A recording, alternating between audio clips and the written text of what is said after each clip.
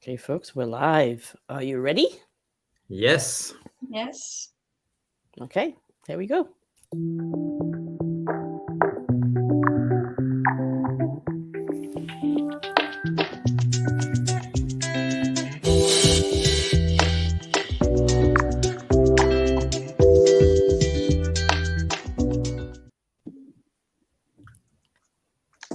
Hello, everyone, and welcome to Global Voices Insights, where today, live on YouTube, we will be discussing disinformation and censorship in Russia with distinguished guests. My name is Philip Noubel. I'm Global Voices Managing Editor and will be your host for this session. For those of you less familiar with Global Voices, we are an international, multilingual, primarily volunteer community of writers, translators, academics, and human rights activists. Together, we leverage the power of the internet to build understanding across borders. So, what is Insights? Insights is a live online discussion about global issues, which is also recorded and made available for later viewing.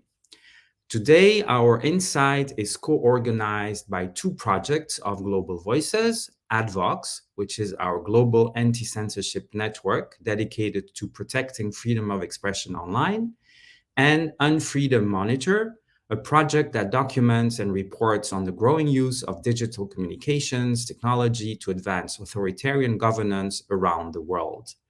Please visit our project page to find out more about the research we're doing, explore the public dataset, and read the reports that are emerging from the research. Here, I want to thank two colleagues whom you won't see today but are in the back making all of this possible, Ameya Nagarajan and Georgia Papawell. So, our topic today is disinformation and censorship in Russia. Clearly, these are not new phenomenon, but everything has accelerated and acquired a very different meaning since the beginning of the second invasion of Ukraine by Russia on February 24, 2022, which incidentally was exactly 9 months ago.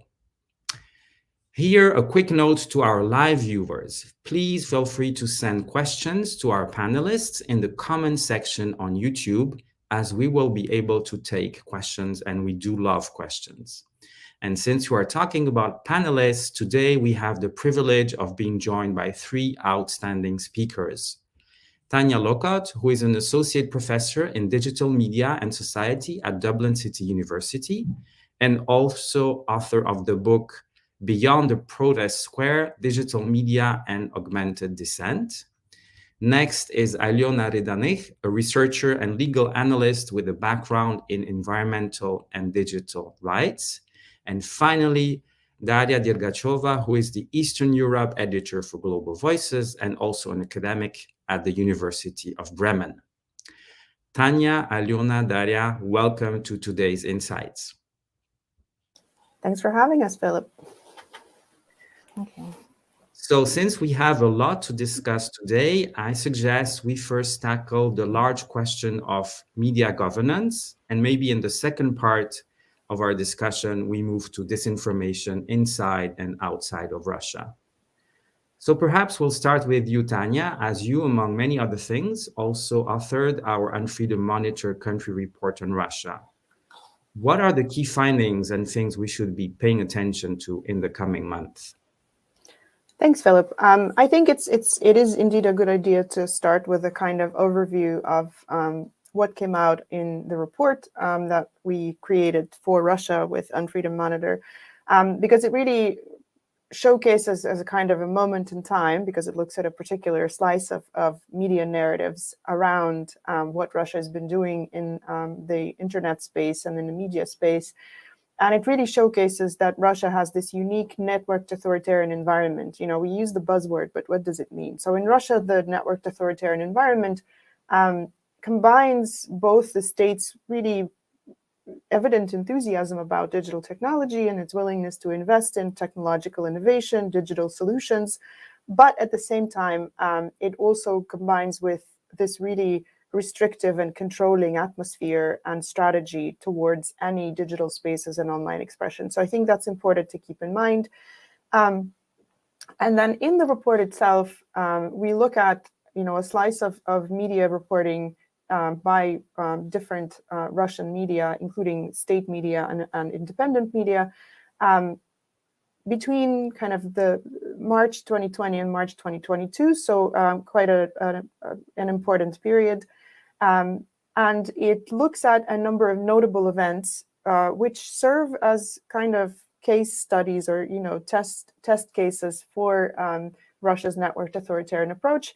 And we see that there are some key trends or kind of key themes that emerge in how Russia uses both governance tools and legislation, and also how it applies those tools and legislation to police free speech and the work of independent media, to exert its influence in the space of data governance as well, how it collects and governs the data of Russian citizens and other internet users, and also how it deals with limiting or restricting access to the internet, including things like shutdowns, blocking, filtering, and all those good things that we typically associate with Russian internet governance. So I think I'll tackle a few examples. We can see how there are a number of overlapping legislative measures, some of which are specifically targeted at the internet, right? So we have this whole new sphere of laws that pertain to digital sovereignty, which is Russia's internet sovereignty strategy, where they really aim to give themselves as much control as possible over every facet of internet networks, internet communications. And they're not just talking about policing content, which is what they've been doing for some time, but they're also talking about taking control over communications infrastructure, right? So whereas before they relied on internet service providers to take down or remove things that were seen by the state as illegal or inappropriate, now the regulator themselves have basically taken control of this filtering and blocking and removal mechanisms, and they've just installed a bunch of more sophisticated equipment across internet service provider facilities that allows them to basically not rely on the ISPs anymore. And that's just part of the equation, right? So they're also looking at taking control over the domain name system inside Russia. They're looking at taking control over traffic exchange points. And all of this is presented as a kind of desire to secure the Russian internet segment. But in fact, what critics are saying, right, is that in fact, it's the opposite. It's Russia trying to introduce even more control inside the country's internet space. And they're doing it not necessarily to protect themselves from external threats, some of which may be real, but they're primarily doing it to just extinguish any internal strife, internal dissent, internal independent voices, and to make sure that anything that is said, reported, shared, discussed online is under government control. So that's just one example. I could go on and on, but I also want people to actually read the report. And I think we've seen some of these things come to the fore, where we're not just seeing internet-specific legislation, but we're also seeing other types of legislation, like the famous foreign agents laws, which have gotten progressively worse in Russia, where they're aimed at policing, certain voices and the activities of certain people that the state views as threatening. But in a way, they also target what those people do online and how they should label themselves and their activities.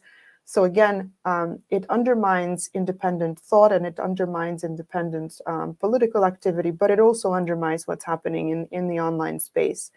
And we will definitely talk about the more recent events of what Russia's been doing in the run-up to and during the past 9 months with regard to the invasion, where again, we've seen legislative activity playing an important role, but also then how those laws are being enforced, right? And what the outcome of those enforcements is. Again, we're seeing this incredible enthusiasm about, yes, digital technology is important for us and we need to use it more strategically. But at the same time, all of this is happening in a really securitized environment where everything is aimed at protecting national security and nothing is aimed at protecting people's privacy or people's anonymity or people's digital rights. So it's a very one-sided approach to governing the internet, which is why, you know, we refer to it as networked authoritarianism. Right. Thank you for this great introduction and explanation. I want to turn to Aliona, because I'm sure you also have views on this authoritarianism, and maybe you could also speak about what you think has perhaps accelerated or has changed, because obviously these have been like long-term trends. It's nothing new, but definitely it has changed. So I'm back to you, Aliona. Yeah, hi everyone. Вітаю, здравствуйте. I think that everything that Tanya said was sort of, it feels now it has been preparation to what's going on now. After February 24th, straight away, all the repressions accelerated and industrialized.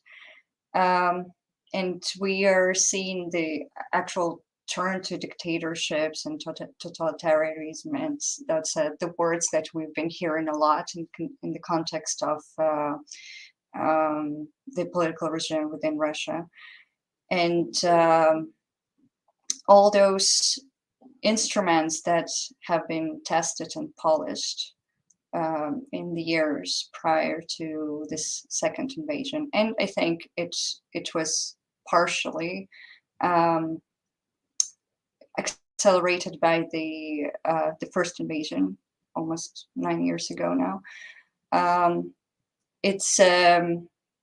It's just all been the kind of the fertilization of the soil around the world, not only in Russia or in Ukraine, but around the world. And we can see a lot of restrictions now. So the immediately after the start of the war, the state implemented several very restrictive laws. Basically, we're not allowed to call the war war. We're not allowed to say peace also. And it's getting extremely ridiculous and absurd, even when you see, I don't know, like a harmless children performance of an old song where they have to censor the word peace or world because it's the same in Russia. Just in case, because if you're talking, like if you go outside with the poster peace, that it means that there's war, kind of like you hint on there's not been peaceful situation right now. So it's the restrictions become very absurd sometimes. But anyway, the law says about the fakes and discreditation. It says that we're not allowed to talk about anything that the Russian army is doing if it's not the official position of the state. And there are a lot. It's a very vague formulation, right? So it means that anything can go. And we have a joke that Russia is a country of possibilities now. Anything can happen. You can go to prison for anything. You can be conscripted from prison to go to invade a neighboring country. So the sky's the limit, really. And now, in addition to this law about what we're not allowed to say about the war, the new legislation is being prepared, and it will come into force in December. And it means that nobody will be allowed to talk about what's going on in the front. So I don't know how it will play out, but it seems that they probably even they want to kind of talk less about it in the informational sphere. So now, even in the in the main state channels, we can hear experts, so-called experts, war analytics, war so-called war correspondents talking about the war all the time, and probably they want to have less of that in the informational sphere. And now, if you're just, if you're not even calling the war, but you use the term special operation, which is allowed to, you can still sort of have a podcast where you invite a war analytic and discuss the forecast or whatever. Now from December, we will not be allowed to do that even. So the media environment has been really disinfected from any anti-war sentiments, anti-war statements. And it's interesting that actually most of the media, oppositional media, moved to Instagram and YouTube. But it's made them difficult. So I personally think Instagram is the worst platform. Like, it wasn't meant for text, right? But we see a lot of text-based accounts there, which is a really interesting phenomenon, in my opinion. YouTube is like new TV for the Russian media sphere. But the problem is still to burst the bubble of those people who are not tech savvy, who do not know how to use VPNs. Because I have to mention that more than 8,000 websites have been blocked in Russia. You're still allowed to use VPN, and it's quite easy, sort of. But you still need to know how to do it. And I think that the target audience of those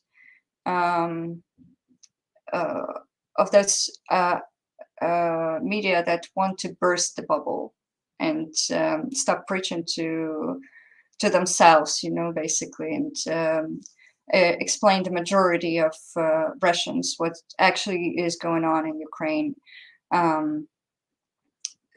They have trouble doing that through the new channels, through Instagram and YouTube. Plus, they have trouble to actually finance their work, because previously, several years ago, they had access to proper channels like cable TV even. Now they're kicked out from Russia to basically donation-based environment. And some media didn't survive. Others survive on donations, but donations are also difficult because well, those people who can't donate, they prefer to donate to Ukraine, probably. Plus, everyone is having a hard time losing jobs and all that. And those people who are in Russia and they want to donate to the oppositional media, they're having troubles doing so because of the sanctions from Europe, because SWIFT doesn't work in the country. So you cannot, basically, it's very hard to do international transactions. And another condition is people are so afraid to donate to opposition, because it's actually not illegal at the moment, but it's a little bit complicated, and people would not probably be bothered reading the laws or trusting the laws, because donating to the organizations that were labeled by the state extremist is illegal retrospectively. So we don't know whether the a media outlet will be labeled extremist tomorrow, and all your previous transactions will be available for the police and for FSB to see.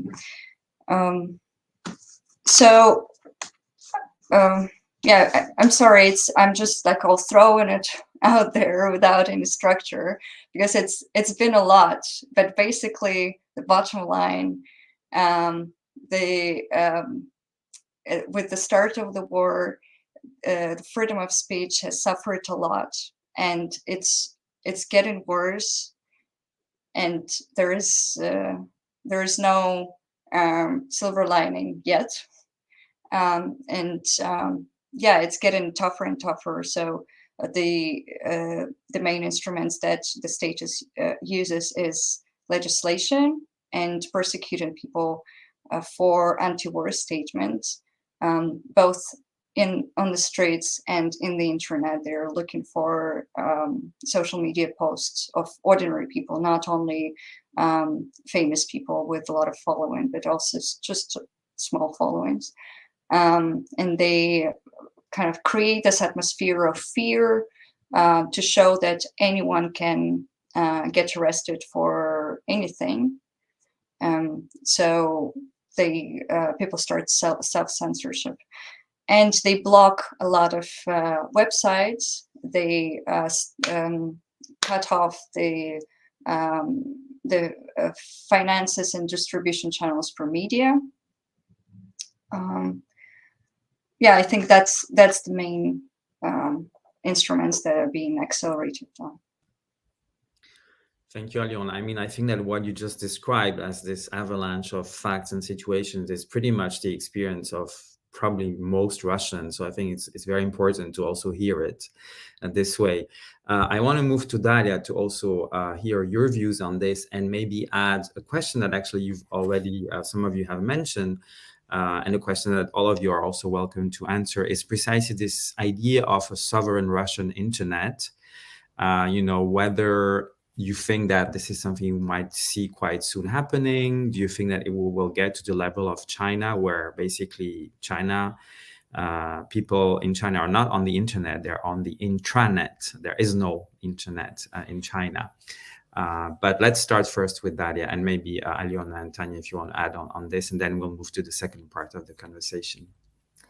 Thank you, Philip, and thank you for this important question. I'm going to be a little optimistic here, in contrast to the two previous speakers, and say that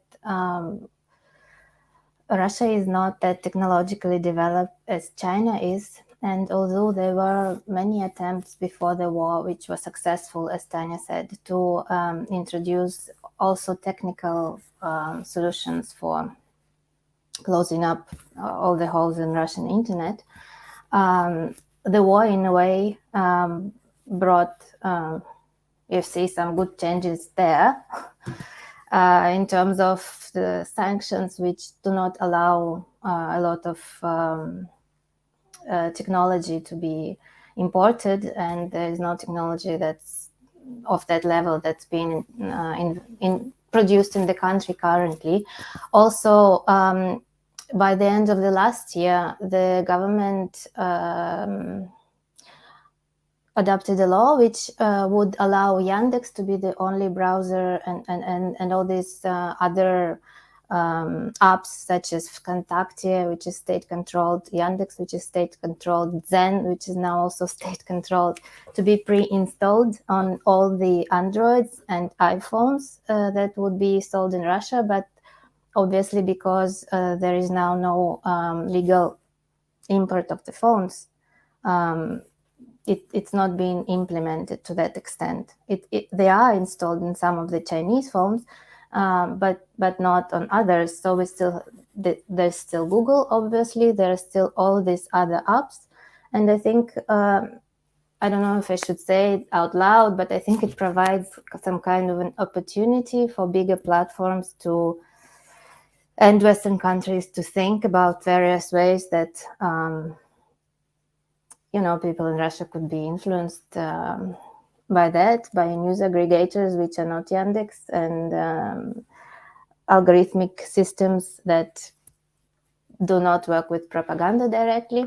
So in this sense, Russia is very different from China. And I don't believe that maybe they could have finished it up if things were not under sanctions. But right now, I mean, I don't see how the internet would just totally close up, because there's just no infrastructure like this and no technologies that could support it. And now also, when there are no official pre-installed software, because in China obviously it is, that although really the only functioning social networks in Russia, or social media platforms, let's say, is VKontakte and Одноклассники, all state related, Telegram, very niche, and YouTube, which is actually very popular. I think that's still like getting rid of other browsers or other apps or other connections to VPNs and the internet, which is not intranet, is not going to happen. All right. I don't know, Alyona, Tanya, what do you think about this sovereign internet? Is it a very distant, dystopian, utopian, depending on where you stand, vision, or it's something that actually we could see happen pretty soon?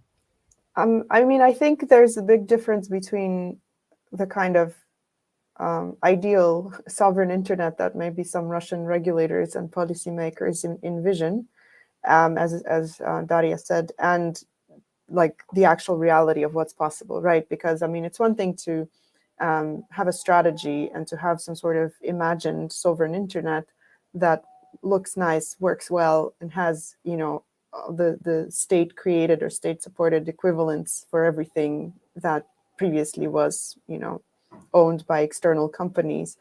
But that's also the difference, right? In China, a lot of those state-owned or state-controlled equivalents were there from the start. In Russia, that was not the case.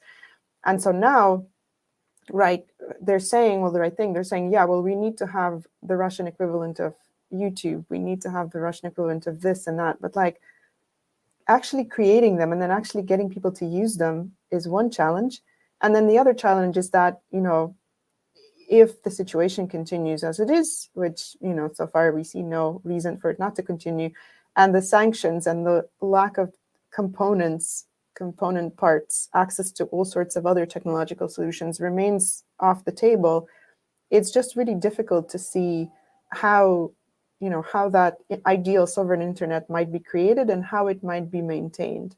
I mean, we can look at other industries which are also now experiencing this trouble caused by, the failing of import substitution, where, airplanes will soon no longer be able to fly because there are no repair parts, and they're taking apart old airplanes to find component parts to repair the newer ones. I mean, if the same thing happens, and it likely will, with regard to networks and servers and, all of that, then, there's really no technological feasibility to this idea. But that's not to say that there won't be some kind of, however decrepit and ugly and horrific sovereign internet. It's just going to be that really sad space which is prone to internet shutdowns and which blocks, huge parts of the internet using IP addresses because that's the easiest way. But that's not the kind of romanticized, secure, super cool space, that the Russian state has been trying to sell to its citizens. And what it will likely look like is what Ukrainians in occupied territories are experiencing as soon as Russia occupies, as it has some regions, and it severs connections with the Ukrainian grid. And it has tried, or it's done so in Crimea, and it's done so in those longer occupied regions in eastern Ukraine, and it has tried to do the same in regions like Kherson, where suddenly Ukrainians are faced with this really different internet, where a bunch of stuff is simply not available. suddenly you find out that there are all these things you can't say, which just seems really silly to them, and where a bunch of resources just aren't available, or you have to start using VPNs. So it is a qualitatively different internet, but it's definitely not the kind of rosy future that the technocratic Russian lawmakers have been trying to sell their citizens. And that's why also, it might be that kind of internet isn't the internet that anybody wants, including the people who had those rosy ideas. Very good points there. I mean, definitely a huge difference between China and Russia. Aliona, any thoughts on this before we move to the second part of our conversation? Yeah, I think the ladies just covered it, but I also want to add just probably not even an answer, but a question. So from the point of view of hardware, it's been said, but from the point of view of software, it's also interesting that prior to the sanctions, if you go to the website of government tenders, you can see a lot of very high-tech, modern, hipster, sort of like Silicon Valley kind of companies offering their surveillance services to the government. And I'm not sure how realistic those offers were, but just an example. I remember one of them offered to, at some point, the state decided that high schoolers are a threat to the state, and this company popped up and offered to screen high schoolers' essays for national threats. So just the scale of the offers, right? I don't know how realistic those offers were. Maybe they were meant to just on corruption, but those people, they probably left the country. The people who were able to do this, or maybe not. I don't know. This is the interesting question, to see if those people who were initially willing to collaborate with the government like this, did they leave or did they stay? We'll see, I guess. Daria, you have some answers? Yeah, I just have a very brief thing I wanted to remind you that the Russian government was trying to build a browser for many years. It was called Sputnik. They poured billions of dollars in that. It didn't work. So I really doubt that, anything like that could be repeated, like on the level of Yandex, for example, which was, let's say, a good example of a Russian platform. Thanks, Philippe. Yes, I think that as we've noticed in many countries, not in Russia, very often government officials who think they understand things about the internet actually have no clue.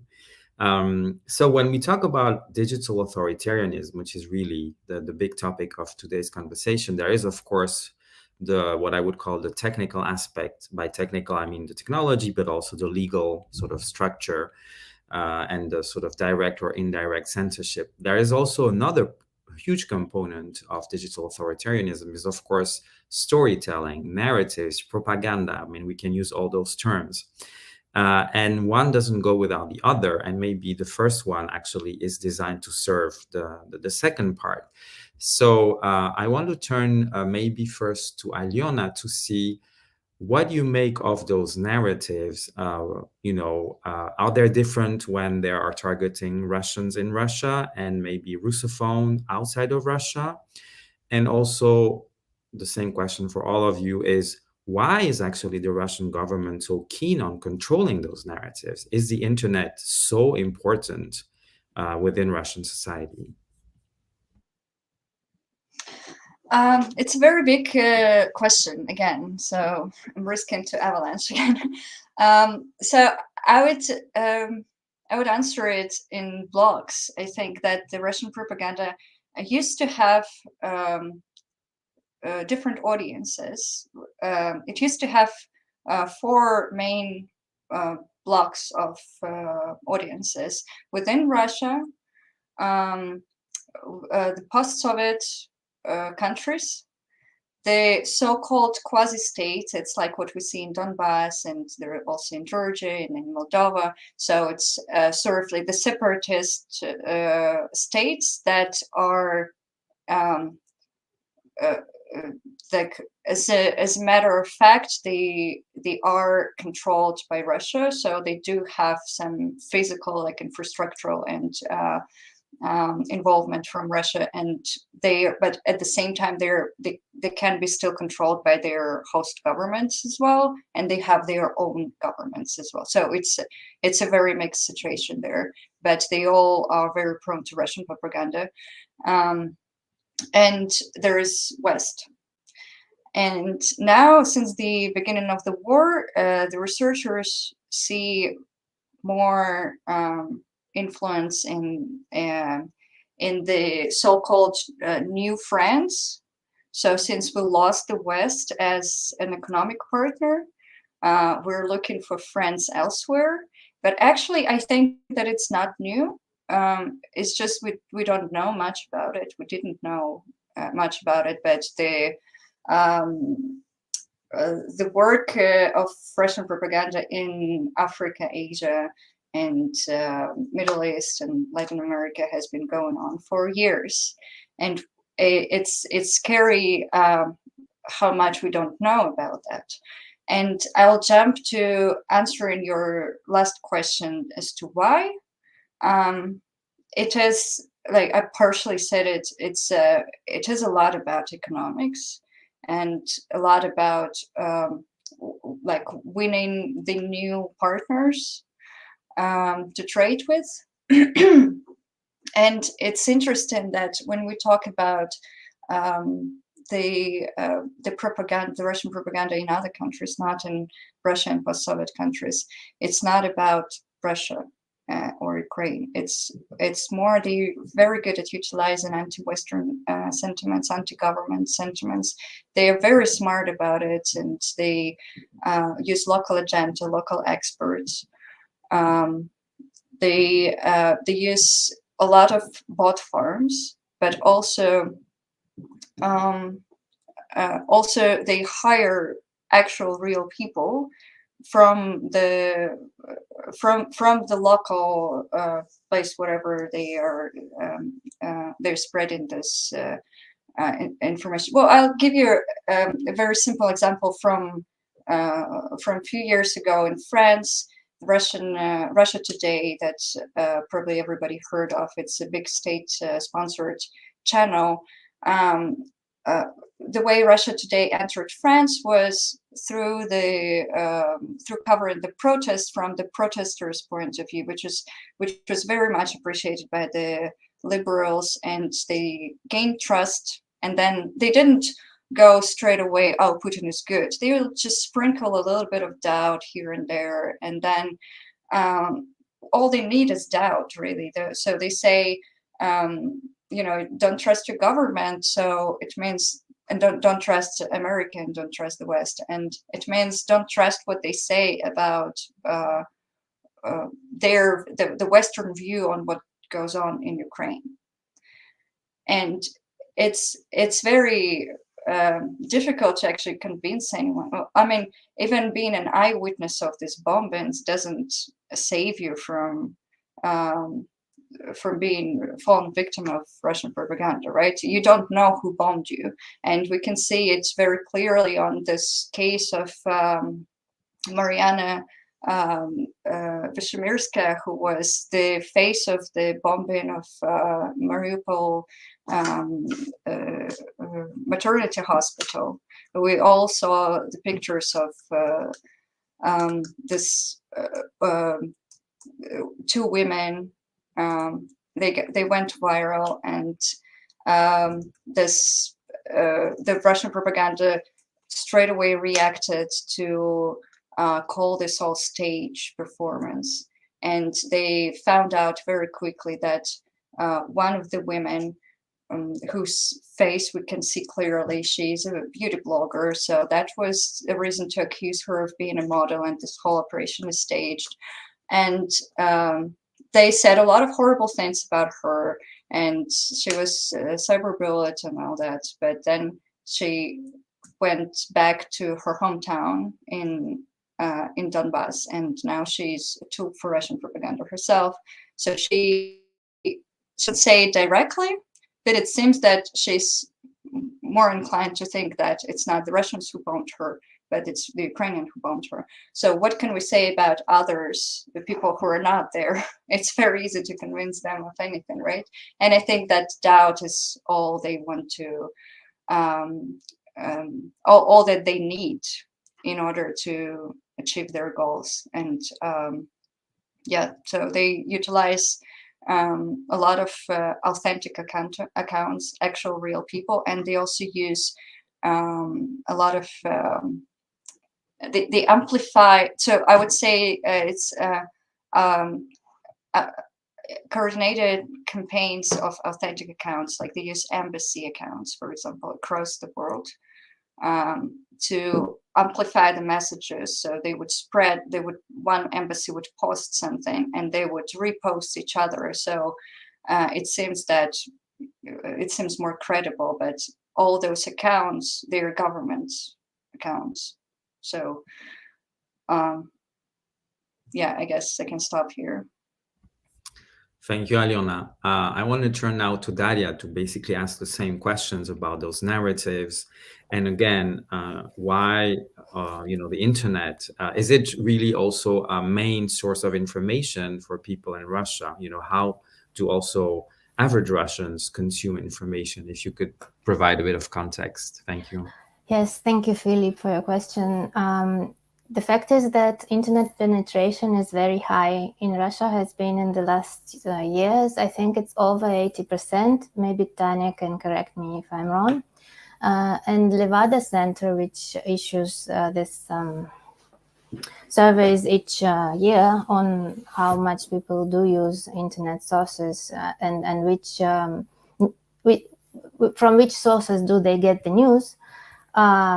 The last one before the war that they did, I think it was 2020 probably, was that a lot of people did use online media, including online independent media. That's why I think the crackdown was so harsh.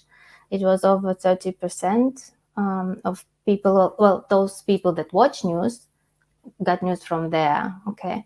And also, of course, this scandal with the news aggregator Yandex News and other news aggregators, such as, for example, Mail.ru, which we can kind of call news aggregator. It was very important for the government to acquire them, to make them do what's needed. So they also show only propaganda and news that are supporting the government, because a lot of people do get news from that as well. And in this sense, I think that while there are still some other functioning websites, platforms, news aggregators, and YouTube, maybe we should think all those people that work in the media outside from Russia and work in platforms and maybe global West, let's say, maybe could think on how is it possible to penetrate this propaganda and to offer some other views to the Russian audience. Yeah. And just a follow-up question, do you have the sense that overall, I mean, simplifying obviously, but that the sort of narrative, especially about the war in Ukraine, pushed by the Kremlin, are convincing for most of the Russians living, at least those in Russia? Unfortunately, yes, I have the impression that they are convincing, and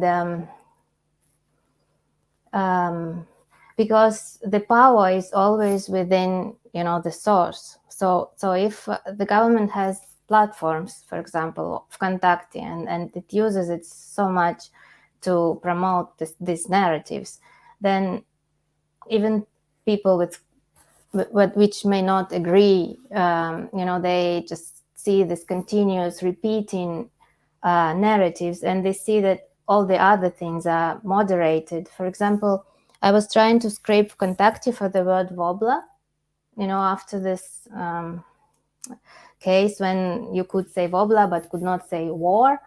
They're similar, but the judge said that yes, fine.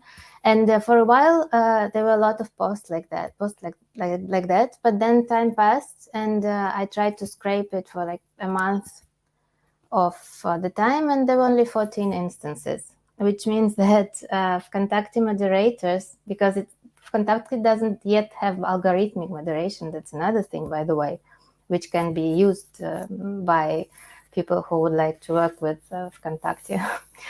It is not it doesn't have algorithmic moderation. Maybe we'll never have, I don't know, because not that technically advanced. But it does have moderators in each group, which, fear this legislation and clear out all the words that they think need to be cleared out. So it might be even just a self-preservation, self-censorship, what they do with wobbler, but obviously it doesn't help to promote the truth. I don't know if I answered this. Absolutely, yes. And we actually you have written about this very particular, slightly humorous, I would say, case. So for our audience, you can find the full story on our webpage. Thank you. Can I just add to what is not written there is just a couple of days ago, the case was returned to the court. So it's a never-ending story then, unfortunately.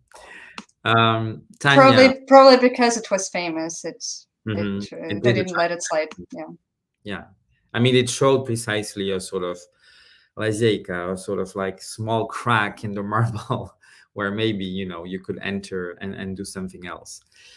Tanya, how do you assess those narratives, those stories being pushed by the Kremlin, and are they having, you feel, a strong effect on Russians in Russia, potentially among other Russophones in other countries? And it was interesting what you mentioned about this dreadful experience in Eastern occupied Ukraine. So I was wondering if you could tell us more, because that's actually a very interesting, I would, almost like a lab example of, okay, well, if you switch to what could be some sort of internet, what happens when you have known the internet before? Right.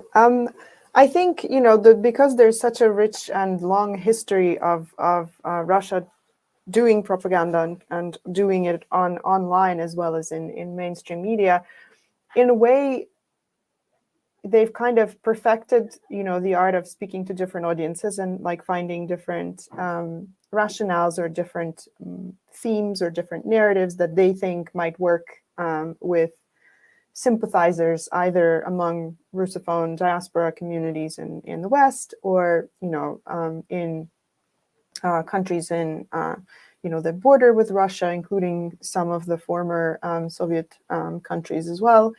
But at the same time, I think because they've been doing it for so long, they've also kind of fallen into a rut. And this, I think, has been really evident in the past 9 months, as they've really, when they started around the time of the full-scale invasion, they were pretty much like pushing the same key themes, which is again evident in the report for Unfreedom Monitor. They were talking about hostile Western actors, external threats. They were talking about threats to national security, and kind of using it to justify the special operation, which was essentially a full-scale invasion of an independent country. But in much the same way, and then they were also using those narratives that they've used previously when Crimea was occupied and when parts of Luhansk and Donetsk Oblast were occupied.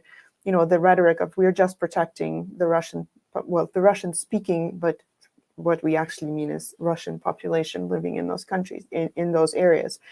And I think at this point, there's probably a certain percentage of the Russians living in other countries that have become so immune to these narratives that, if they didn't believe in them before, they certainly don't believe in them now. But there's also quite a large percentage of the population that believed in those ideas then and continues to believe in them now, because nothing has really changed, and the scale of the conflict and the stakes have become even bigger.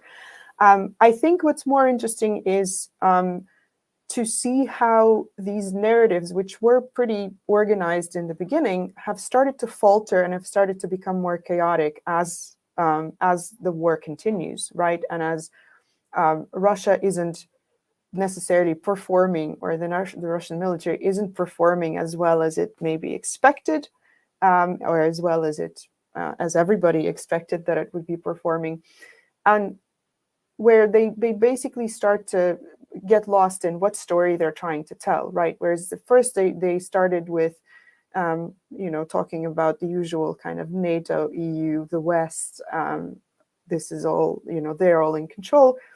We then saw them start to change. And if we look at those amazing, TV shows or statements made by Russian officials, where they're kind of debating on a weekly basis or claiming something about why Russia is doing what it's doing, the story has changed dozens of times. The rationale for attacking Ukraine, or continuing to attack Ukraine, or continuing to mobilize people and conscript people and send them to the front line, by now there's so many versions that it's like a hall of mirrors. Every day there's a different version of why we're doing what we're doing.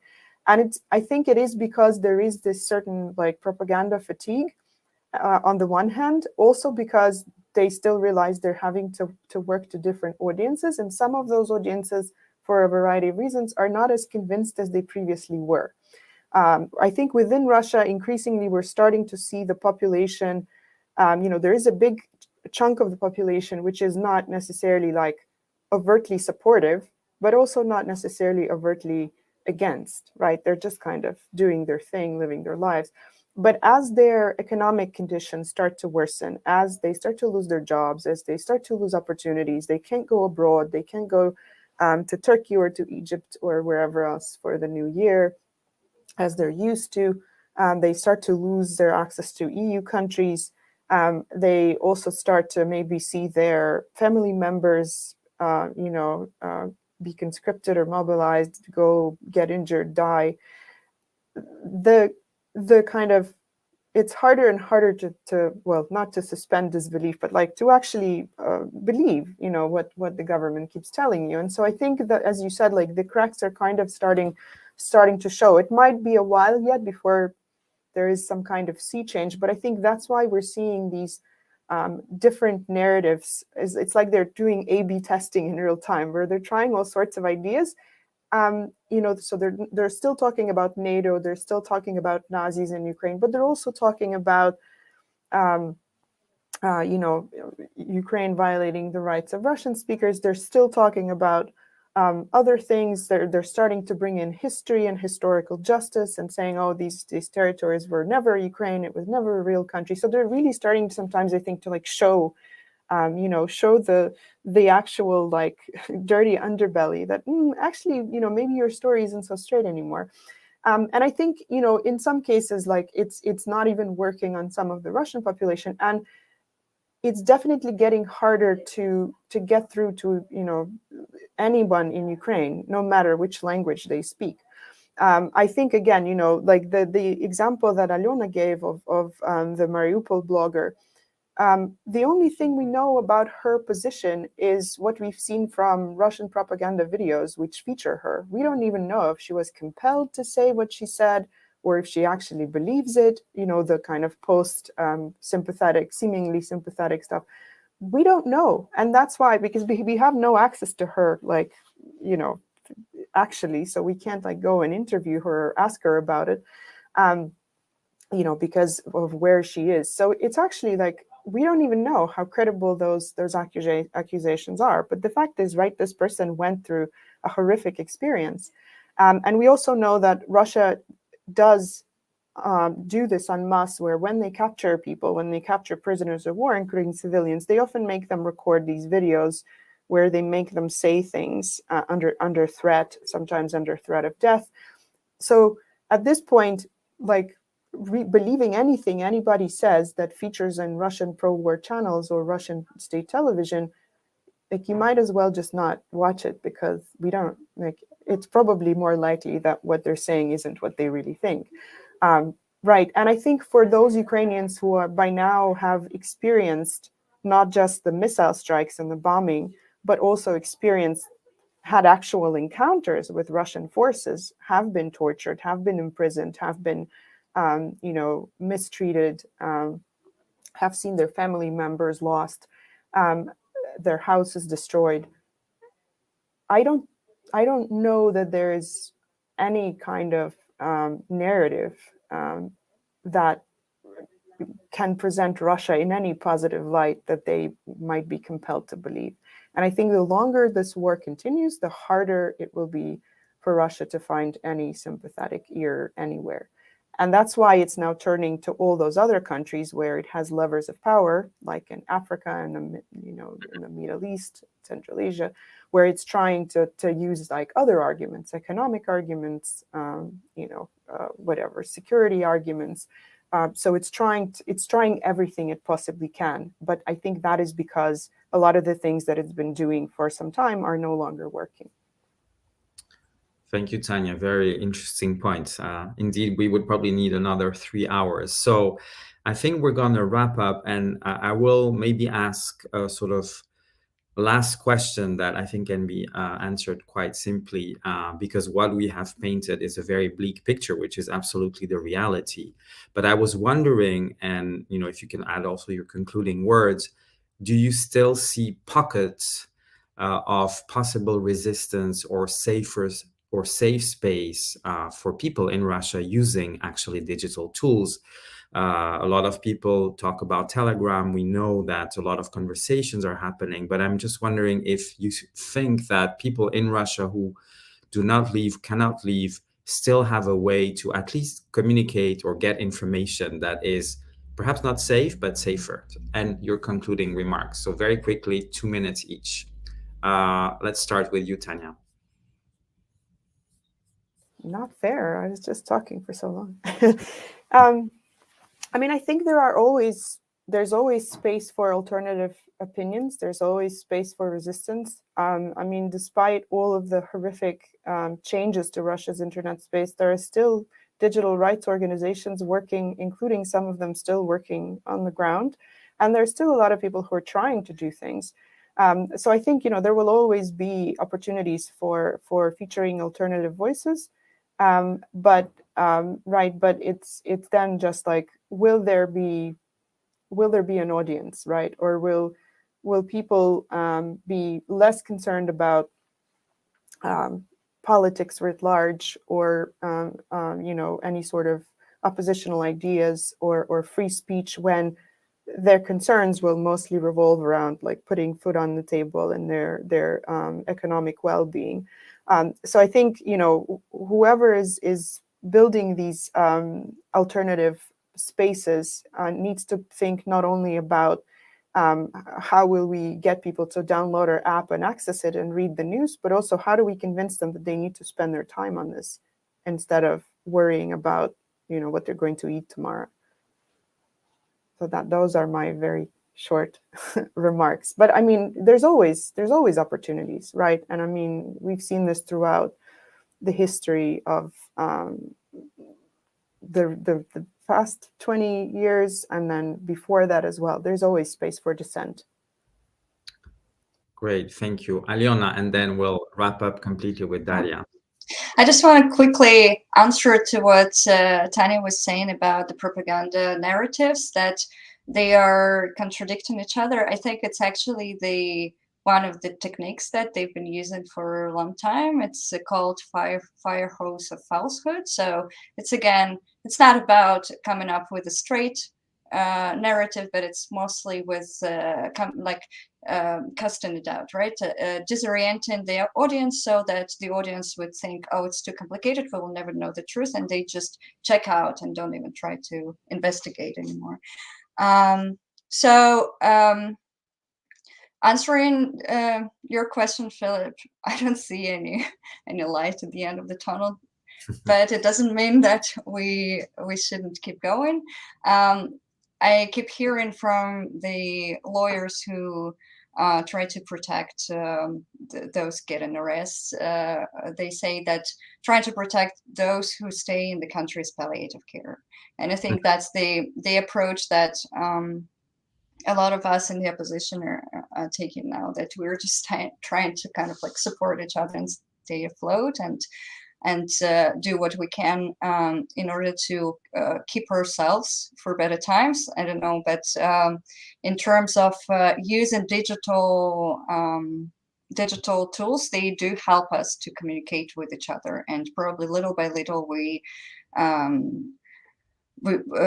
kind of like grow our audience. I hope so, but definitely the state is stronger. So sorry for this pessimism. Thank you, Aliona.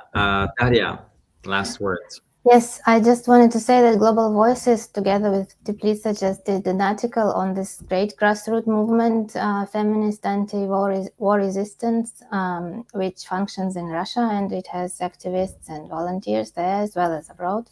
I'm sure you know. So they do use digital communication for communicating with themselves, but they also reach out to audience through publishing a newspaper, actually, which talks to the audience in a way that independent media does not talk. Just two normal people living there, women. It's called the Truth for Women, and they distribute it within Russian cities as much as they can. And I think this is also one of the way of reaching out, to just be closer to people, try to be, even if it doesn't matter if it's a digital source it can be a group in a Klasniki or something, or if it's a newspaper, but being, more accessible, however possible, is the way to communicate with others. That's all for now. All right. Thank you so much. I mean, this is definitely a conversation we want to continue. So thank you very much, Daria, Aliona, Tanya. It was a pleasure and an honor to have you. And just let me allow to conclude before we end. I would like to invite our audience to visit Global Voices at globalvoices.org and to read our coverage. We mentioned a few stories that we have been writing recently. There is, of course, our report as well. And you can do that not just in English, but in over 30 languages, including Russian, including Ukrainian. We also have a special ad hoc section that you will find on our website. Please also note that you'll be able to sign up on our website to receive our daily and weekly newsletters. And at the ad hoc site, you'll find all the coverage and research from Unfreedom Monitor.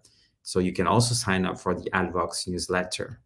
So with that, I want to thank you all and see you soon on Insights. Thank you. Thank you, everyone.